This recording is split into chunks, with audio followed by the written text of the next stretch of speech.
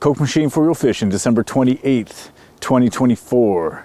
So I'm back in the mix. I'm back on the scene. I've just spent a week down south visiting both Dundalk and Mississauga. It's always good to get back after a vacation, and it's nice to be chilling out at home.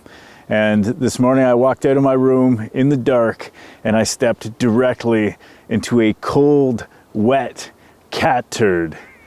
As soon as I stepped out, I felt something squishy below my foot, and then I smelled something, and then I was like, nah, it's not. It can't be what I'm thinking.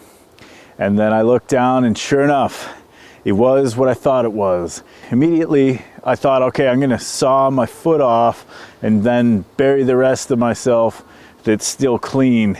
But my kid talked me out of it. He said, you can probably just wash your foot off, Dad. And I did. I washed it off. I even washed it off with toothpaste. And then 10 minutes after that, I had to throw myself into the shower. I don't know if this has ever happened to me, but let's just say it was an experience, and I feel like only now, towards the end of the day, am I finally starting to recover. Speaking of pets, this episode is brought to you by Mellow Acres Raw. Bring you raw dog food from a downtown North Bay location. A good couple years ago, I ran into Dawn, who runs Mellow Acres Raw with her husband here in North Bay. At the time, she was a nurse working in the psych ward, and we came to run into each other as a result of somebody I was supporting at the time. We got into a conversation about her raw dog food business, and she told me she was looking for a logo. So I actually designed the logo that she has on there. The little circle part, I don't know who did that part, but I made the dog foot that's supposed to sort of look like a tree at the same time. It was one of the first logos I designed outside of my own scope of work, which is, you know, all my different projects. If you're looking for raw dog food, head into Mellow Acres Raw and tell them Coke Machine sent you. So there's a lot of water out on the lake right now. It's been raining pretty hard on and off. Out here behind me at Kinsman Beach, it doesn't look too bad. There's definitely a lot of water around the cracks. And when there's water on top of the lake, you got to keep in mind it's going to be flowing into holes and into the cracks. And it's making the holes bigger. It's making the cracks bigger. It softens stuff up around areas where the water flows into the holes. So keep an eye on that. And since we have warm temperatures coming up over the next few days, that's going to be the biggest concern about how things are going to happen. The ice that's there probably won't be damaged too badly by the warm weather, but definitely in those places where water is flowing into the lake, it's going to be a problem. So keep your eyes peeled. Well, I was gone for this past week. Corey G went out and measured the ice out in front of Yellock there, and he measured 12 inches of good blue ice, he described. So 25th of December, 12 inches. 12 inches. 12 inches of ice. And then Jesse Picard, who is his cousin, also my former neighbor, measured the ice in the middle of the lake, and it was 9 inches of good, solid black ice. Northern Boys Outdoors, they measured 7 inches in Calendar Bay. Crafts Ice Cabins measured 8 to 16 inches, mostly 9 inches, in the area of South Shore, 3.5 kilometers out from Lynx Beach. So we're gonna have to see where this ice is at. So we're gonna have to see where that ice is at after a good couple of days of rain and warm temperatures.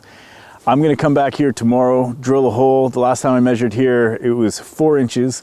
I'm not sure how thick it is now, but it looks like lots of people have been out and about in this area. And way out by this point over here, I see an ice hut. So here's a little interesting development. Lake Nipissing Outfitters has offered a summertime open water guided outing as a prize that I can give away when I reach 5,000 subscribers. Right now I'm at 4,500, maybe 4,550. So I only have 450 subscribers to go, and then we can start talking about how we're gonna pick the summertime guided fishing trip with Lake Nipissing Outfitters. And guess what? I'm gonna be on the boat with you. Get this, I'm not a guide, but Al at Lake Nipissing Outfitters is, and I'll be on the boat. We'll all go fishing with the Coke Machine. It's gonna be fun. Good times all around. As you guys know, the spoon toss is usually scheduled for January 1st. I don't know if it's gonna happen like that this year. Because we have all these warm temperatures, I don't know if I'm gonna do it right on the 1st. I might wait till the Saturday for everything to firm up, because I know Friday it's gonna get really cold. I just don't wanna be trying to measure stuff in slush and whatnot. Sometimes I move the date around slightly in accordance with safety. So it might be a safety thing. We'll see. I might get out there on the 1st, I might not, but I'll let you know. I'm gonna be doing reports every day for the next couple days, and I'll let you know when that spoon toss is going to be. If you haven't got your guess in yet, get it in. It's open to everybody who's a subscriber to For Real Fishing. So I think we're approaching 500 guesses now, but we got 4,500 people who could potentially put their guess down. So if you are subscribed to For Real Fishing already, like the video, put in your guess. What do you got to lose? It doesn't cost you anything. Good times all around. Have a great night, everybody. We'll talk to you guys tomorrow.